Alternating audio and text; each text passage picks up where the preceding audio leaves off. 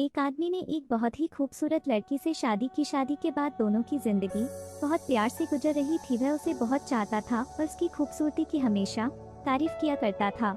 लेकिन कुछ महीनों के बाद लड़की चर्मरोग से ग्रसित हो गई और धीरे धीरे उसकी खूबसूरती जाने लगी। खुद को इस तरह देख उसके मन में डर समाने लगा कि यदि वह बदसूरत हो गई तो उसका पति उससे नफरत करने लगेगा और वह उसकी नफरत बर्दाश्त नहीं कर पाएगी। इस बीच एक दिन पति को किसी काम से शहर से बाहर जाना पड़ा।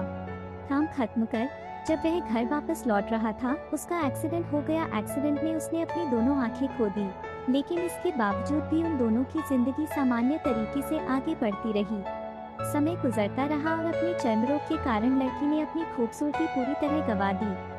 वह बदसूरत हो गई, लेकिन अंधे पति को इस बारे में कुछ भी पता नहीं था, इसलिए इसका उनके खुशहाल विवाहित जीवन पर कोई प्रभाव नहीं पड़ा। वह उसे उसी तरह प्यार करता रहा। एक दिन उस लड़की की मौत हो गई। पति अब अकेला हो गया था। वह बहुत दुखी था। उसने अंतिम संस्कार की सारी क्रियाविधि पूर्ण की और शहर छोड़कर जाने लगा।